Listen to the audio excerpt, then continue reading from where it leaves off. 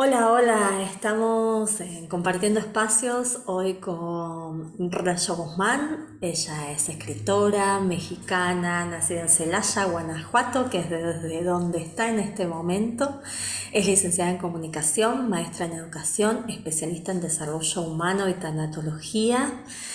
Se dedicó a la docencia a nivel superior y posgrado, y su trabajo es como escritora y conferencista, tanto en comunicación como en desarrollo humano, en varias organizaciones civiles, empresas en México, Estados Unidos y Sudamérica.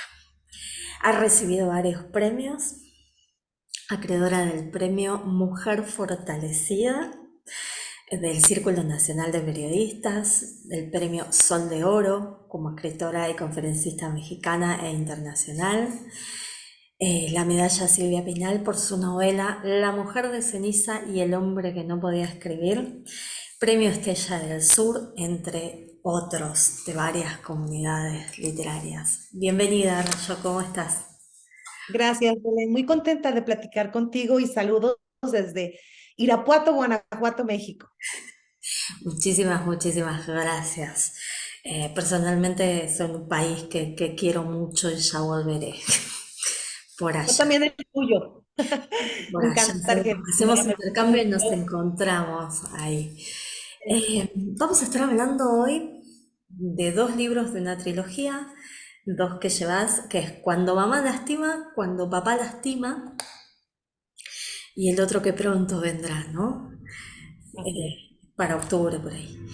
¿Qué, qué te llevó a escribir sobre esto?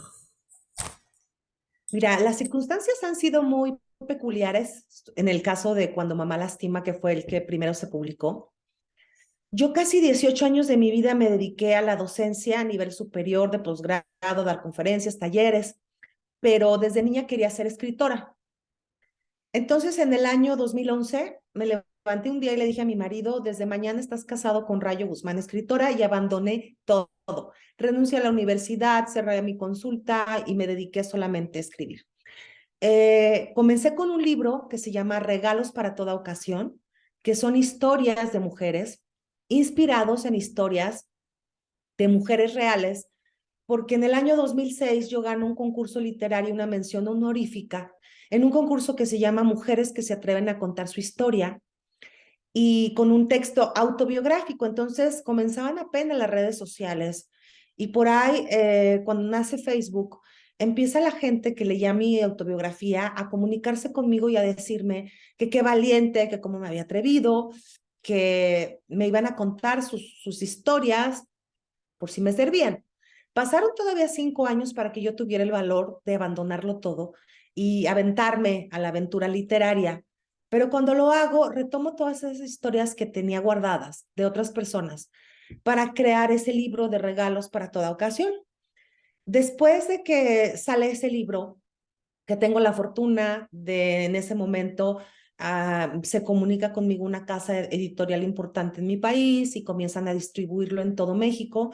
Eh, Tengo la fortuna de que les guste, les agrade, y sin embargo me empezaron a escribir hombres diciéndome que habían encontrado ese libro en el buró de su esposa, que les había gustado, que se habían topado con él en algún lugar, les había gustado, pero que por qué escribía solo de mujeres, por qué de hombres no.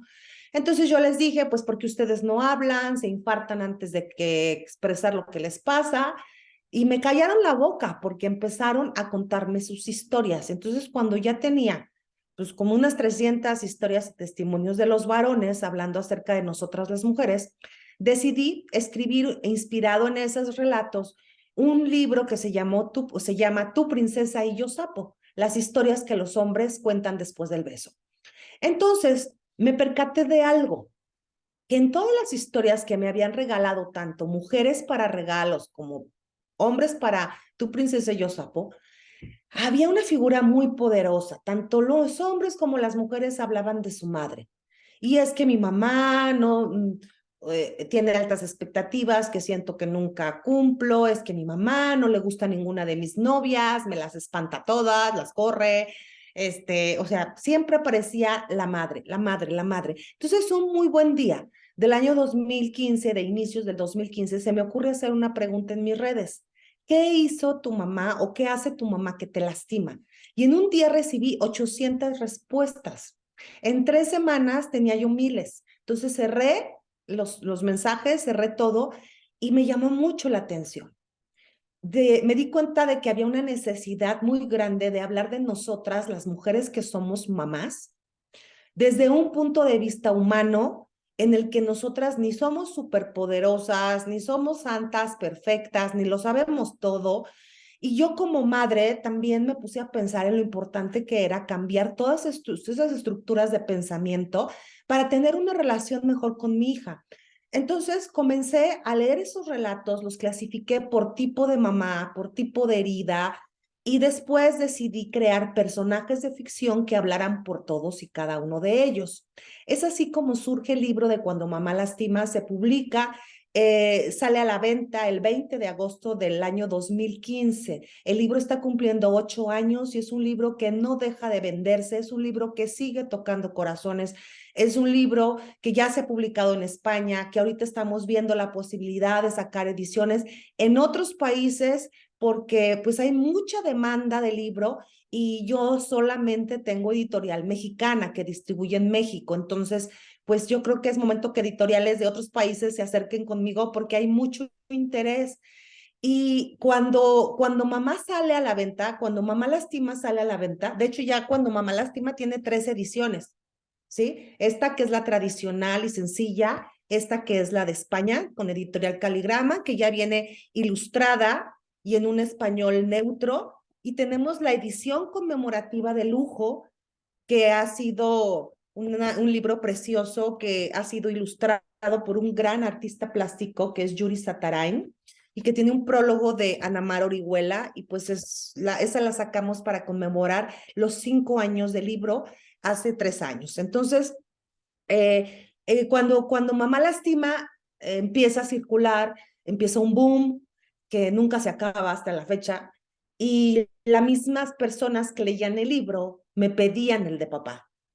¿Y cuándo el de papá? Porque mi papá me hizo esto, ya no tuve que pedir, ya no tuve que preguntar, o sea, ya solitas las personas me contaban sus experiencias y me decían, a mí me pasó con mi papá esto, a mí me pasa con mi papá aquello. Entonces ya empecé yo a buscar la misma estructura. Quiero decirte algo muy importante, Belén. Mi libro no es un libro ni especializado, ni técnico, ni teórico, para aquellas personas que están buscando algo más, digamos, académico, ¿sí? Yo cuando abandoné la docencia y la academia hace ya 11 años, decidí que jamás iba a escribir libros para dar recetas, ni consejos, ni para nada de eso. Yo lo que quería era la ficción y contar historias.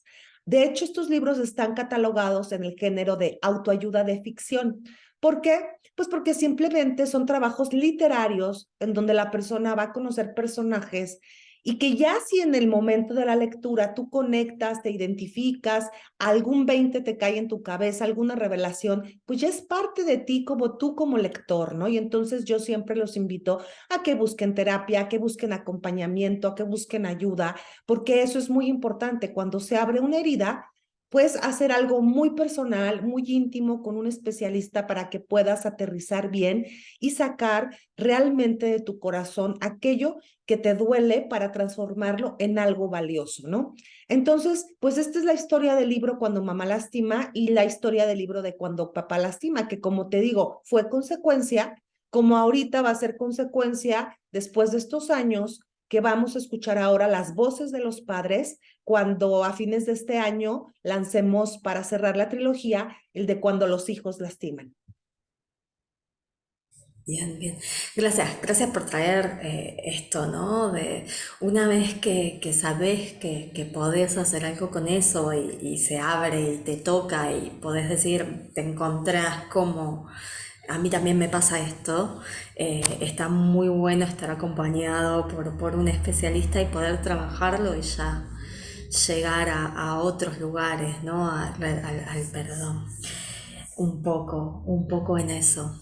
Hablaste de heridas. ¿Trabajás con las 5 heridas del niño interior? Ay, y encontraste las 5 en todas estas historias.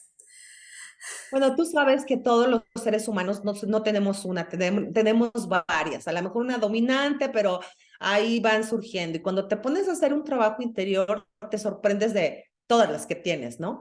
Pero básicamente, pues sí, no fueron como que el hilo conductor, ¿no? El abandono, la injusticia, la traición, la humillación, etcétera, ¿no? Aquí hay algo muy interesante que regalarles.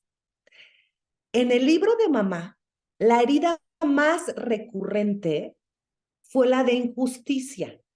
Y en el de papá, curiosamente, la más recurrente fue la de abandono. Estadísticamente en las historias, tanto las que manejé para inspirarme para escribir el libro como en las que siguen llegando.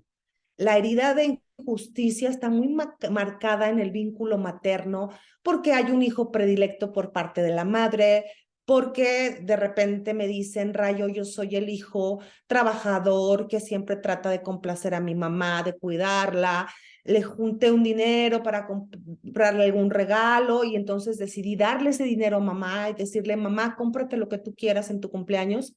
Y después me enteré que ese dinero que yo le di se lo regaló a mi hermano, el flojo, el borracho, el que no hace nada.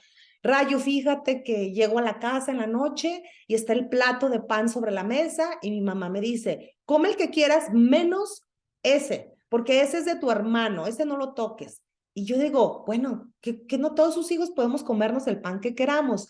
Detalles mínimos cotidianos que a veces las mamás ni cuenta nos damos de que lastimamos a un hijo.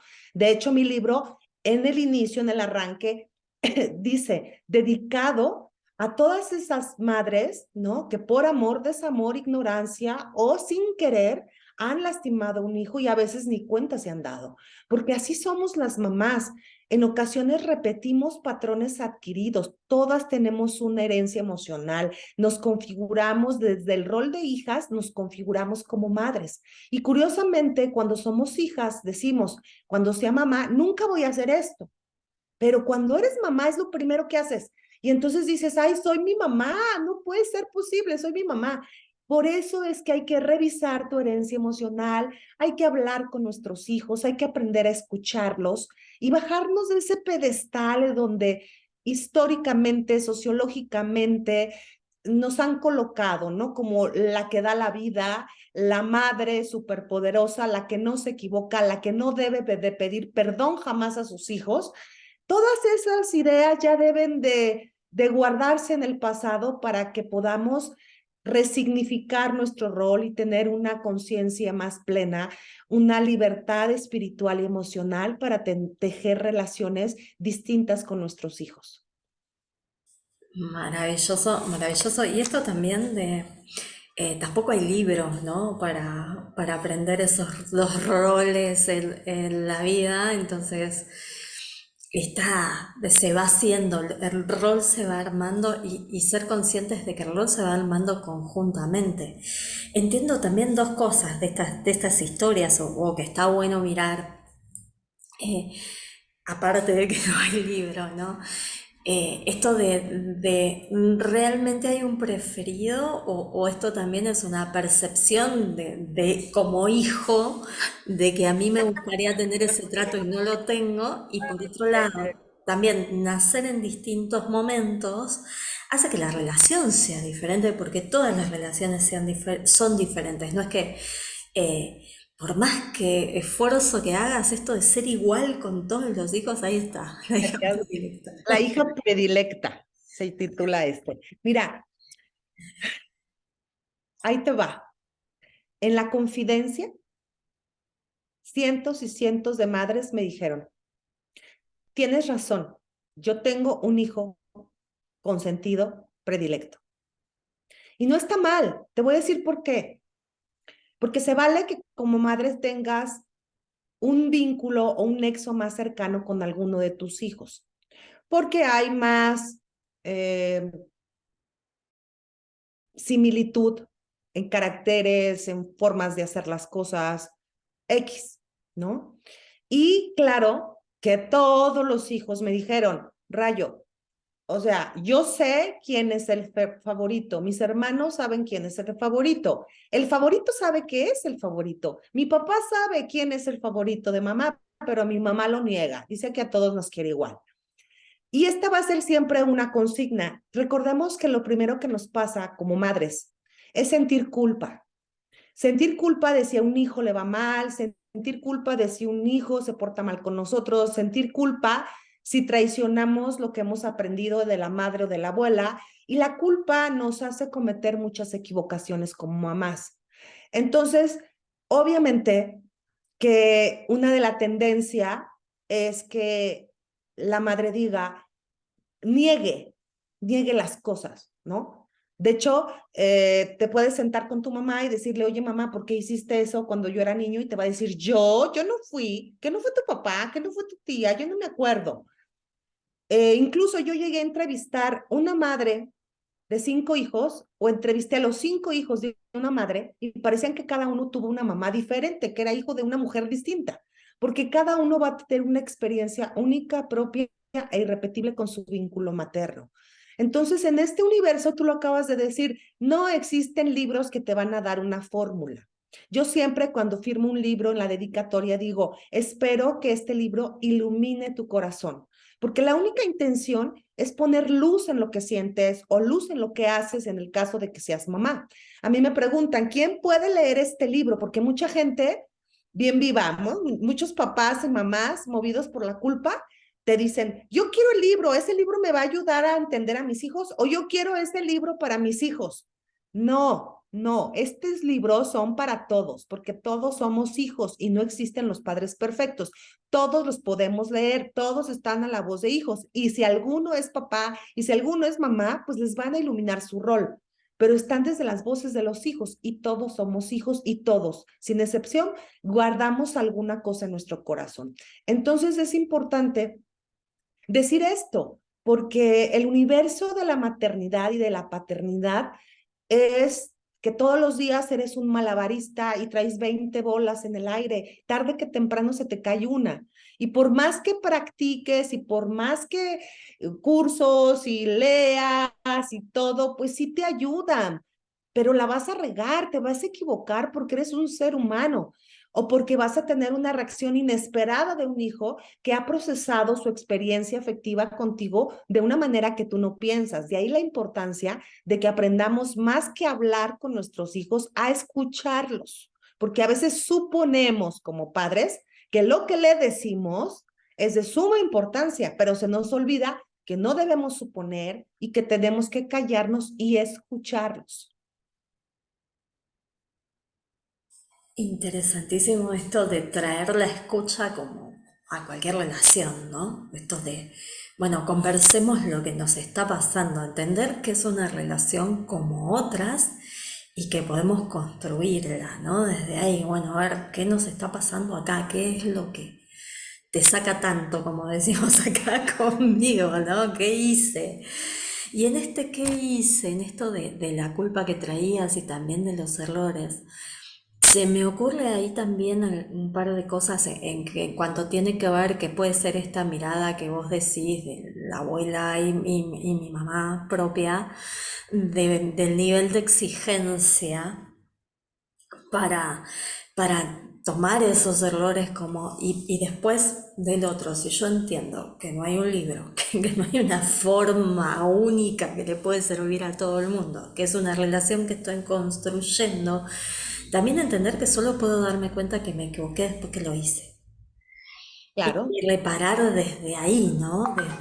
Yo solo me voy a dar cuenta que me equivoqué en algo después que lo hice. O sea, cuando tomé la decisión, entendí que era lo mejor que podía hacer en ese momento, desde este lugar, ¿no? Desde lo perfectible o desde el nivel de exigencia, de ser como la madre del libro que yo me creé idealmente. Y cuando no llego, tengo culpa, entonces voy haciendo para no equivocarme en vez de para que la relación fluya, ¿no? O funcione de alguna manera. Así es, así es. Fíjate que por lo general los patrones que debemos de romper tienen que ver con la comunicación.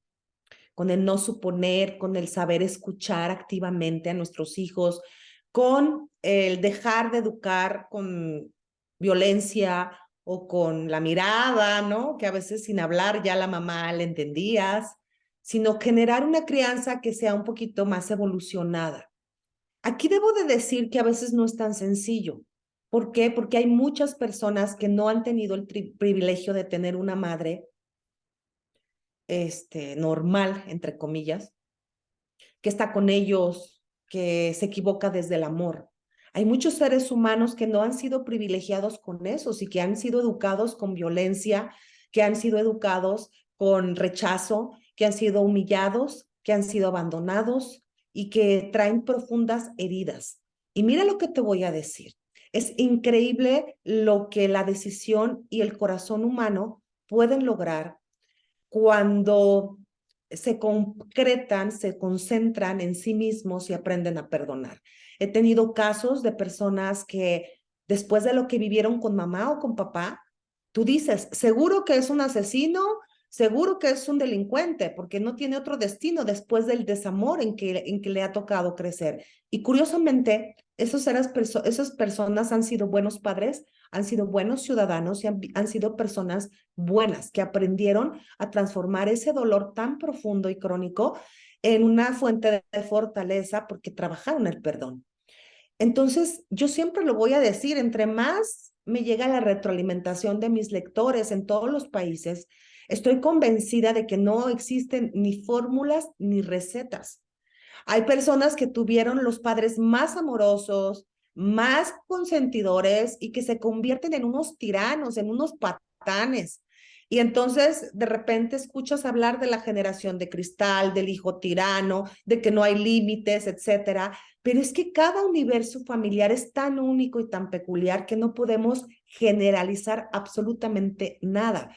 Por eso es que yo creo que muchos terapeutas recomiendan mis libros, porque a veces las personas no están buscando un manual o un instructivo para seguir pasos, ¿no? Sino que están buscando simplemente una lectura que los relaje, en la que se entretengan, en la que a lo mejor van a pasar un rato con emociones, pero que de rebote tal vez les prenda una luz en su mirada y que diga, yo estoy haciendo esto, o a mí me pasó esto, a lo mejor no con todos los casos, a lo mejor con uno en específico, o a lo mejor con un pedacito de un caso y un pedacito del otro. No, esa es la intención del libro, que usted pase un rato de lectura agradable sobre una temática que nos atañe a todos como hijos y que si hay algo útil que sirva para su corazón, pues adelante, que busque la ayuda correspondiente y que toque las puertas que siempre he de decir, las puertas de la terapia, de la ayuda, del acompañamiento son básicas, porque el camino del perdón no es tan sencillo. Se vale como madre y como padre decirle a un hijo, hijo, lo siento, me equivoqué, perdóname, te amo. Son palabras muy valiosas que no debemos de desechar. Hermoso y hermoso el tema que traes, ¿no? El poder llegar al perdón y esto que a veces necesitamos acompañamiento cuando las heridas por ahí son muy profundas, cuando ni siquiera nos damos cuenta de dónde vienen estas heridas, poder trabajarlos acompañados de alguien que nos ayude a esto, ¿no? Ahora, qué liberador que puede ser perdonar, sobre todo estas relaciones tan primarias, y decir perdón al otro por todo lo que haya o consideremos que pudo haber lastimado, decirlo y realmente sentirlo, ¿no? Llegar a sentir ese perdón genuino. Entiendo que va a haber heridas un poco más profundas que otras, entonces llevará a cada persona su proceso, porque cada persona es única y no a todas las personas las lastima lo mismo, ¿sí? Y esto que vos traías, padres amorosos e hijos que de todas maneras hacen cosas que por ahí para la sociedad no están tan bien vistas, y padres que por ahí lastimaron un montón y los hijos son increíblemente amorosos. Entonces Desde ahí no existe la fórmula, ahora sí es importante llegar a eso. Y en estas historias que fuiste encontrando, más allá de encontrar como punto en común la herida de la injusticia en la madre y la herida del abandono en el padre, ¿existe para poder perdonar algún hilo conductor, algún punto en común de El esta deseo, película? el deseo de estar bien. Porque recordemos que el perdón no es un favor que le haces a tu mamá o a tu papá si te dañaron. El perdón no es un favor que le haces a quien te ofende. El perdón es un regalo que tú te otorgas. Es un proceso interior muy profundo y muy liberador. Entonces, el deseo de estar bien, el deseo de sentir diferente en tu corazón es el hilo conductor de todas aquellas personas que decidieron trascender. Ojo, y no es lo mismo perdón que reconciliación. Hay personas que perdonan y se reconcilian con sus padres. Hay personas que perdonan pero ya no se reconcilian. La reconciliación implica otro acercamiento. ¿Por qué no se reconcilian? Porque en su proceso terapéutico de revisión con sus especialistas se dan cuenta de que hay una relación tóxica y que es mejor que guarden su distancia a pesar de que sea su mamá y a pesar de que sea su papá. Hay personas que sus padres ya han muerto cuando comienzan a hacer su trabajo interior. Entonces, el trabajo que tú vas a hacer es tuyo y te pertenece. A lo mejor tu mamá y tu papá no van a cambiar, se van a morir como son, nunca te van a pedir perdón, van a seguir siendo los mismos, pero tú ya no eres el mismo porque tú hiciste tu proceso. Eso es algo muy importante que la gente entienda. Me dicen, yo voy a leer tu libro y voy a perdonar. ¿Quién sabe? A lo mejor tus rencores son muy fuertes, tus memorias son muy crónicas, necesitas una ayuda profesional, ¿no? ¿Qué ideal sería que con un libro como Arte de Magia? Pero pues no creo. Yo lo único que creo es que te puedes sensibilizar para que hagas un trabajo personal profundo y que puedas darte cuenta de lo importante que es limpiar tu herencia emocional y que esos vínculos divinos e irrompibles que son papá y mamá, que vivos o muertos, cerca o lejos, están en nosotros, te van a hacer ser y hacer de cierta manera las cosas en tu vida. Entonces, entre más plenitud y armonía haya en tu corazón respecto a esos vínculos, vas a tener una plenitud y más si eres papá y más si eres mamá en el momento de la transmisión de la herencia emocional, ¿no?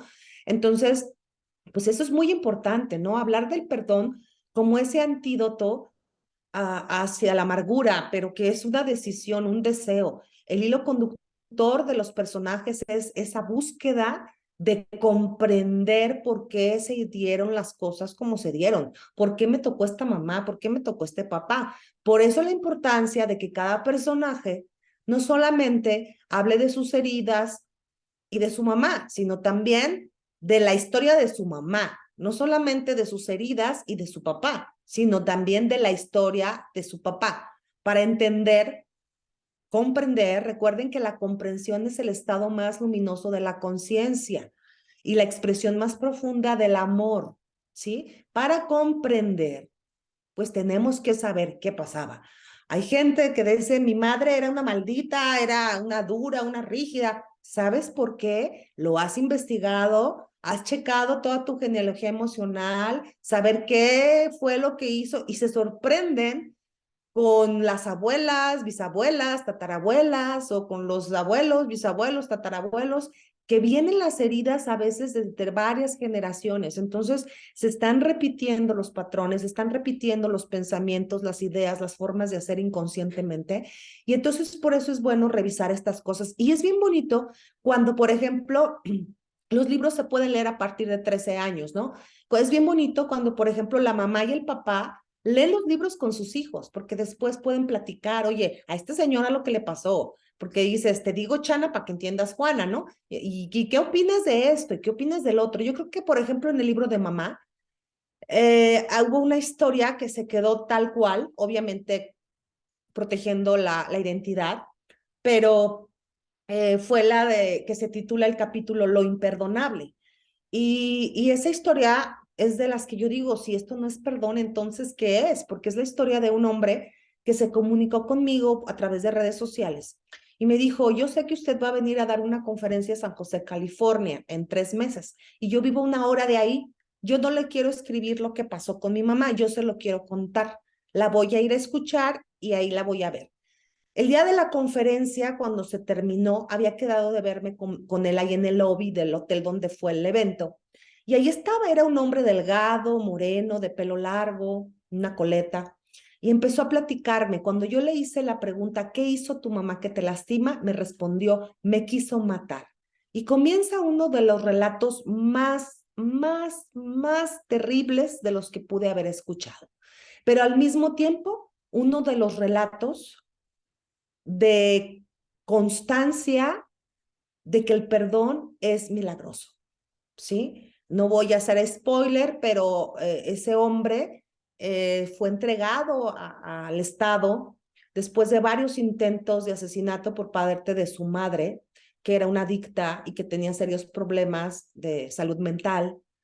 Y la vida lo lleva por una vida de abandono, de soledad, de albergues, y cuando se hace adulto, tiene que empezar a admitir que tiene muchos problemas para socializar, para entender el mundo, etcétera, etcétera, etcétera. Y él comienza él tiene de oficio la carpintería y él comienza a tratar desde sus carencias, no solamente económicas, sino emocionales, espirituales, etcétera, comienza su propia búsqueda al grado de que la vida después lo pone a prueba.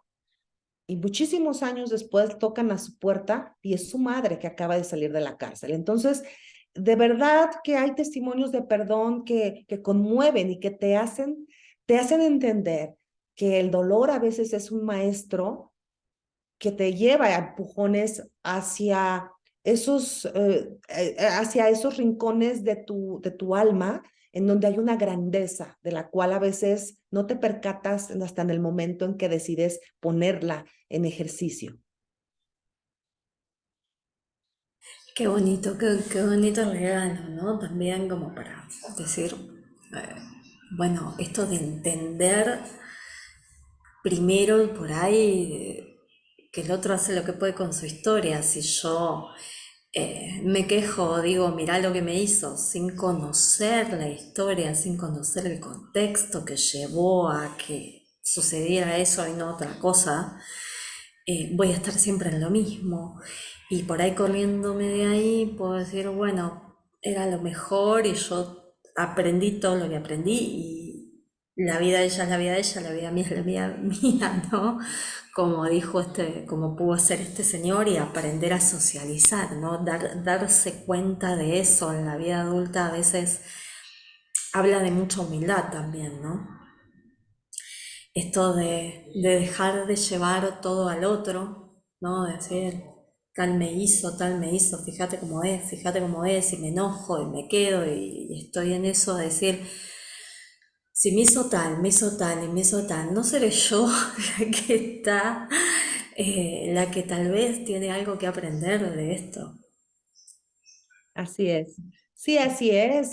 Yo creo que todo ser humano es responsable de lo que hace con lo que le ha pasado, ¿no? Hay personas que deciden que lo que le ha pasado pues se convierta en rencor, o se convierte en amargura, o se convierte en venganza, o se convierta en desolación, o se convierta en algo oscuro. Y hay personas que deciden que todo lo que le ha pasado, por más doloroso que haya sido, quieren convertirlo, quieren transformarlo en fortaleza, en sabiduría, en lecciones, y eso depende de nosotros. Como te decía, tal vez papá ni sabe que tú estás trabajando tus heridas con él.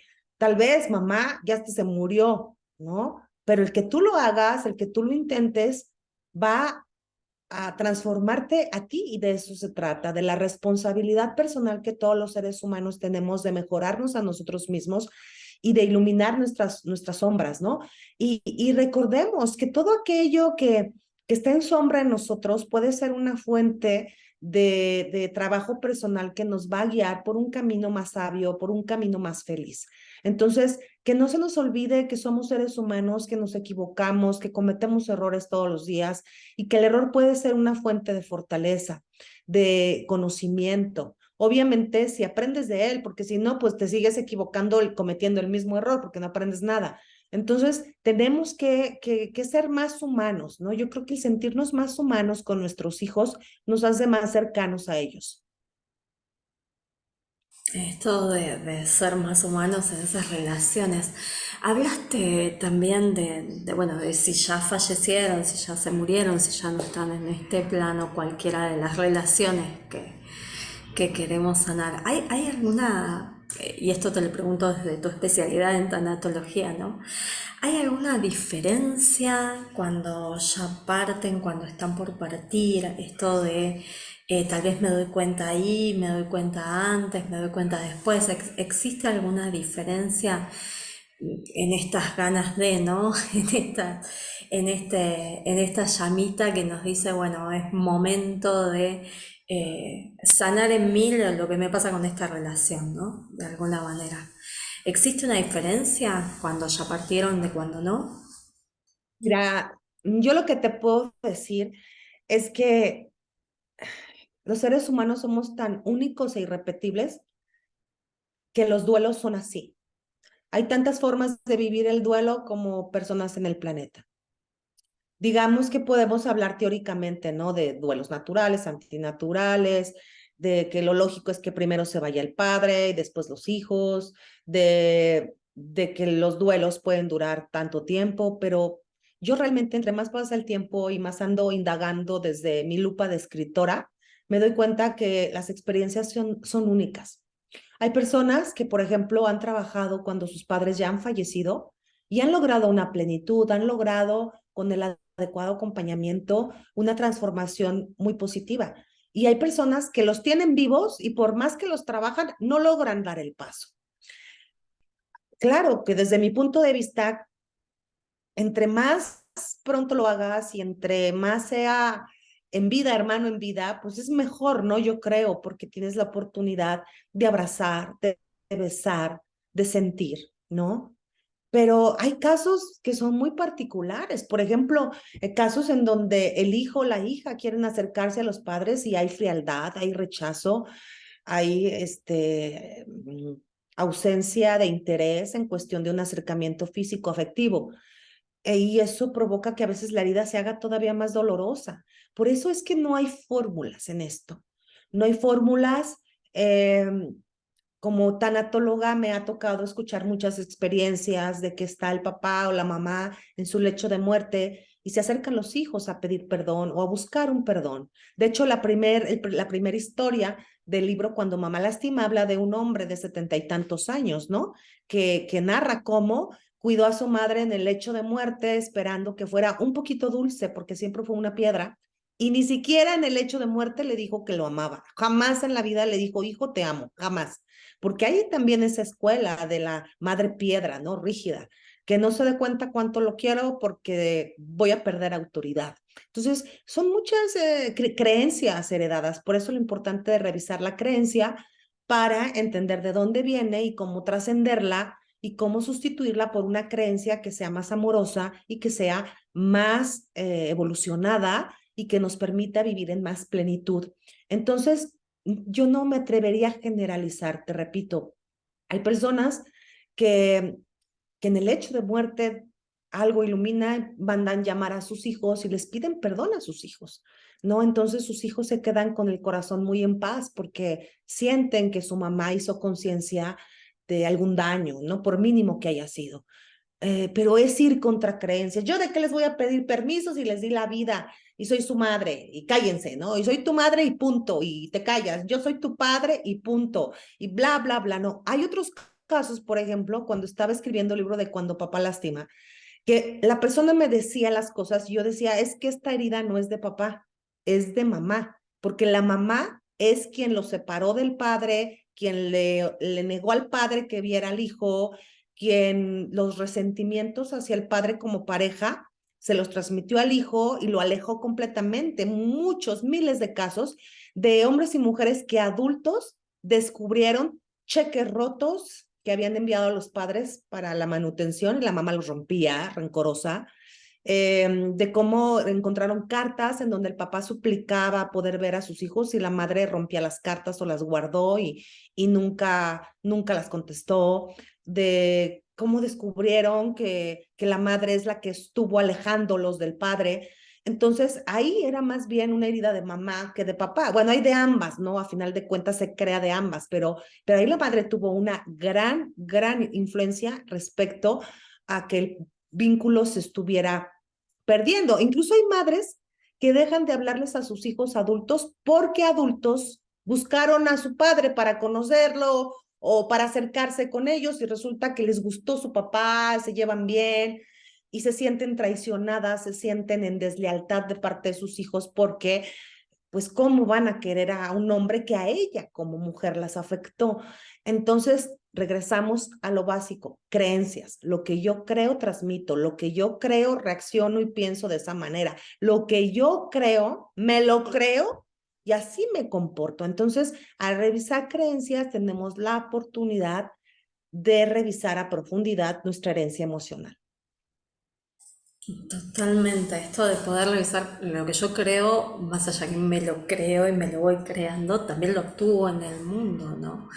Y desde ese lugar pensaba dos o tres casos que sí, ¿no? Como que eh, esto de mm, tirar por ahí todo en uno solo y no darse cuenta que hay de los dos, ¿no? De empezar a comprender a los dos en esto.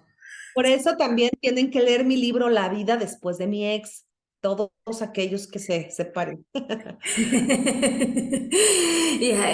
¿A qué nos lleva a repetir patrones con las creencias? Repetir y repetir y repetir.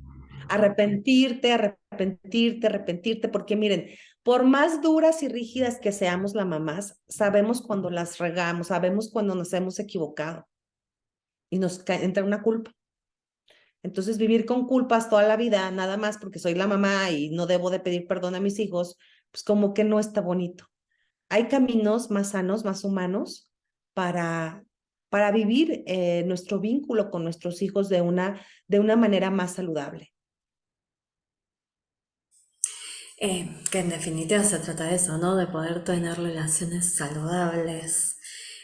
Pensaba en esto de diferenciar el perdón de reconciliación, que sanador también puede ser, ¿no? En función que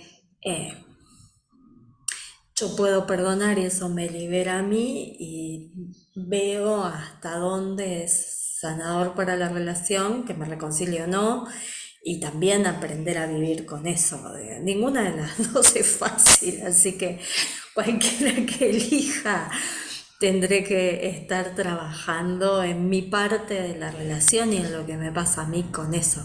Sí. Y lo podemos llevar a los ex tranquilamente, ¿no? En esto. Y a cualquiera de las relaciones así como más cercanas, como más cercanas. Interesante esto también de que los duelos son todos diferentes y con esto de la reconciliación pensaba que aunque estén vivos, si yo no me reconcilio, también hay una especie de duelo ahí a trabajar. Pues de alguna manera es la pérdida de un vínculo, ¿no? En cuestión de que pierdes cercanía, contacto, afectividad, bla, bla, bla, bla. Pero como te decía, en algunos casos es terapéuticamente lo recomendable.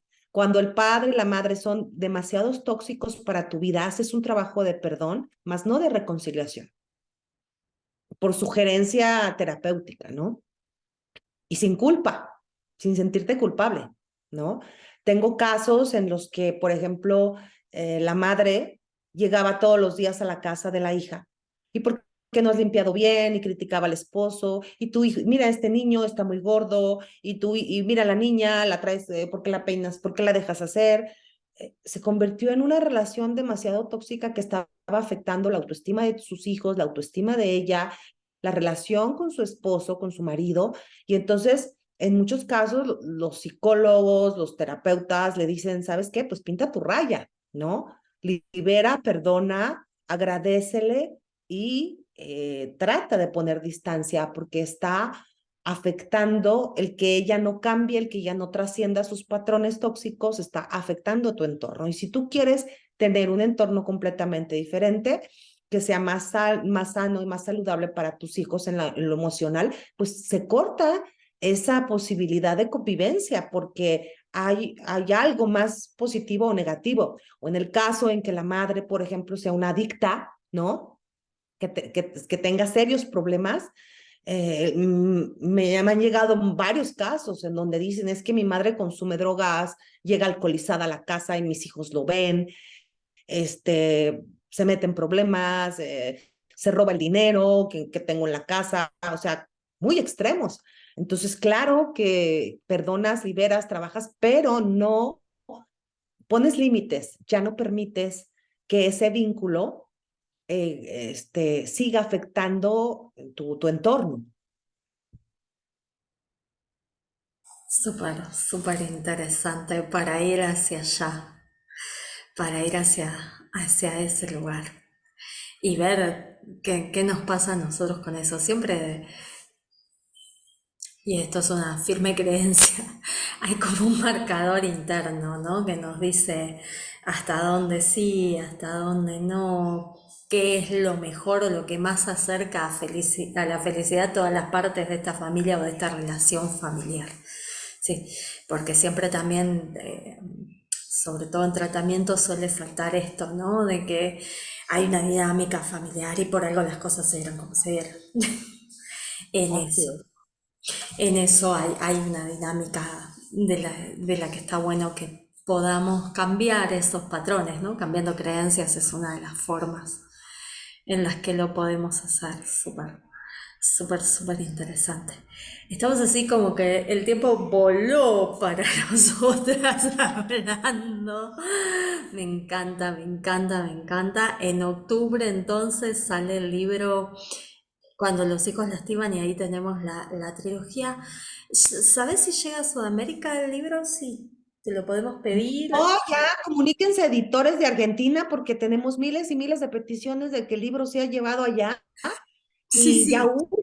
Editores en Argentina se están viendo lentos, comuníquense conmigo para sacar una edición por allá y poder ir hacia allá. Ahorita el medio para conseguirlos allá en Argentina, pues es a través de las plataformas digitales, el audiolibro que está en Audible, el libro electrónico que está en Amazon, en Kindle, y también a través de Busca Libre o de Amazon, donde en ocasiones pues tienen acceso a ejemplares. Sin embargo, me estaban comentando que a veces los costos de envío son altísimos, entonces pues yo les recomendaría a los editores de argentinos que se pongan las pilas.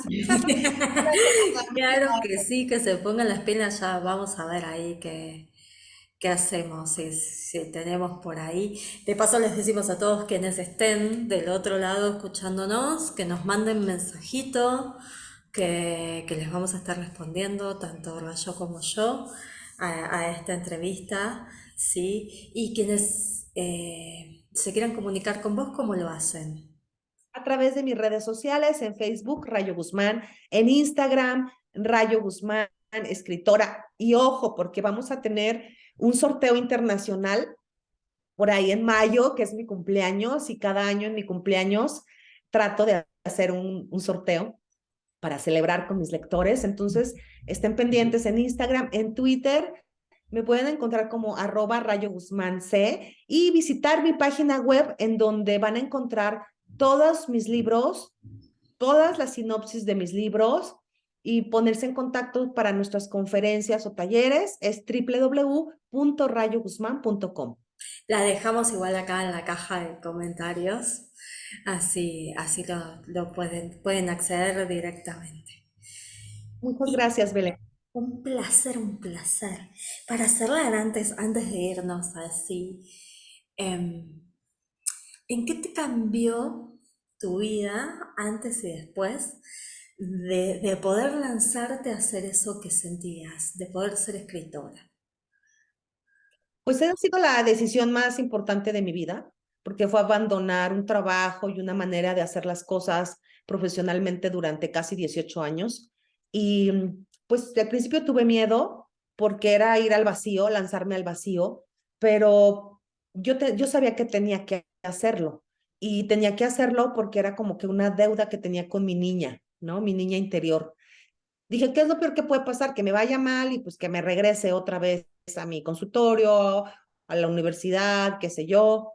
Pero lo bueno es que no pasó, ya son 11 años, ya son 10 libros y seguimos publicando. Y entonces, pues yo no me regreso. Ahorita mi vida es nada más dedicarme a escribir y no me veo haciendo otra cosa, ¿no? Yo vivo entre Francia y México porque estoy casada con un francés, entonces paso mucho tiempo del otro lado, ahorita me tocó a este lado, pero ya en un ratito me voy para allá.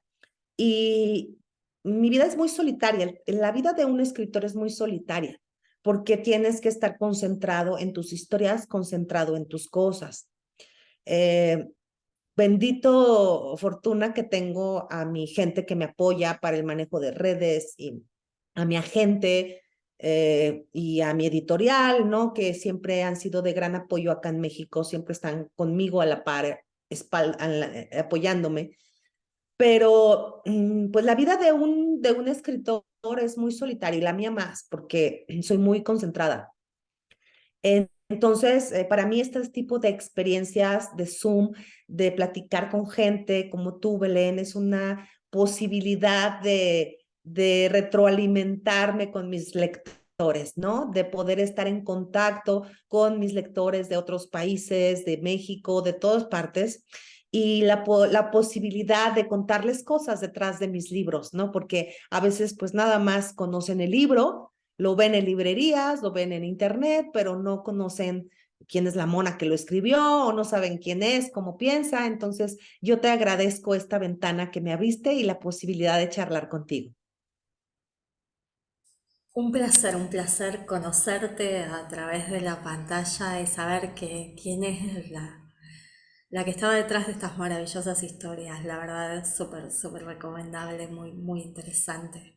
Muchísimas, muchísimas gracias. Un placer conversar contigo y ya quedamos para encontrarnos. Muchas, muchas gracias. Ahí están los dos. Gracias, Belén.